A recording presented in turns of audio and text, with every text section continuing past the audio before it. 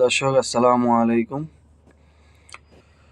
ইবনে মাজার প্রথম খণ্ডের 41 নম্বর হাদিসটি হঠাইতেছে আবু বকর বিন আবু শাইবা, আবদুল্লাহ বিন মোহাম্মদ বিন আবু শাইবা, ওয়াকিও ইবনিল জায়রা ও সুফওয়ান বিন সাইদ, হাবিব বিন আবু সাবিত, মাইমুন বিন আবু সাবিব, মুগিরা বিন শুআইবাহ রাদিয়াল্লাহু তাআলা আনহু তিনি বলেন, রাসূল সাল্লাল্লাহু আলাইহি সাল্লাম বলেছেন, যে ব্যক্তি নিজ ও ধারণা মতে আমার বরাতে কোনো মিথ্যা হাদিস বর্ণনা করল, সে অন্যতম মিথ্যাবাদী।